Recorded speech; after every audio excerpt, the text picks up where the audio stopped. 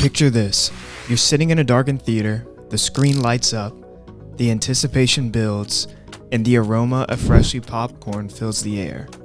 It's a scene that many of us are familiar with, and there's a reason why popcorn and movies go hand in hand. Today, on Tasting Through Time, we're going to explore the fascinating history and psychology behind how popcorn went from being banned in theaters to saving them. Popcorn in its humble form is a type of corn kernel that, when heated, explodes and puffs up to create the delicious treat we all love. The origin of popcorn dates back thousands of years to the indigenous people of the Americas. They would heat corn kernels over an open fire, creating an early version of this beloved snack. The Native Americans even used popcorn in their ceremonies and rituals, making it a significant part of their culture.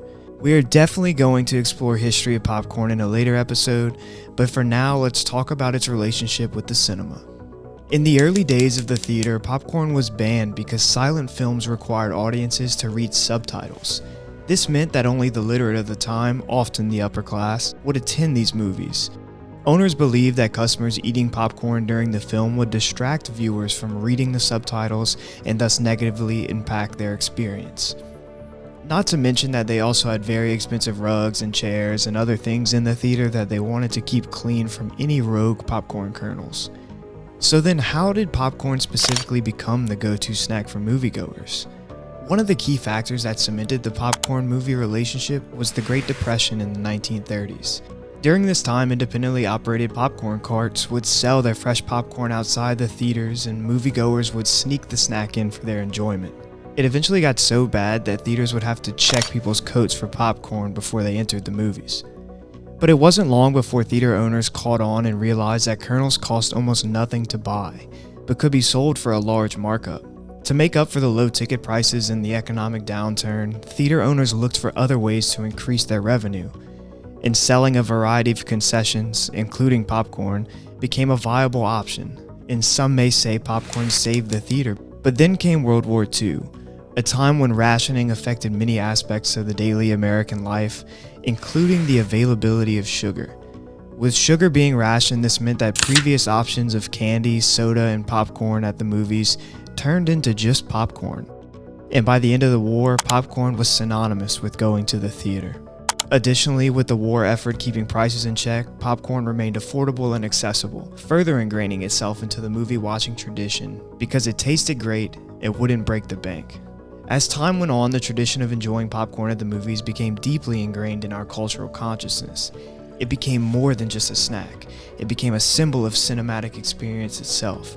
The smell of popcorn evoked feelings of excitement and anticipation, signaling the start of a new adventure on the big screen. The unique combination of the visual and auditory experience of a film with the taste and aroma of popcorn created a multi-sensory delight that we still cherish today.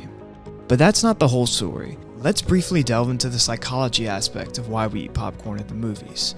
One of the primary factors is the concept of conditioning or associative learning. When we repeatedly experience two things together, such as watching a movie and eating popcorn, our brains form a connection between the two. This leads to a strong association, and when we engage in one activity, it triggers the desire for the other. In this case, when we step into a movie theater, the familiar environment and the smell triggers that craving for popcorn. The sensory appeal of popcorn also plays a significant role in the popularity. The crunchiness and salty taste of popcorn stimulate our taste buds, making it a satisfying and enjoyable treat.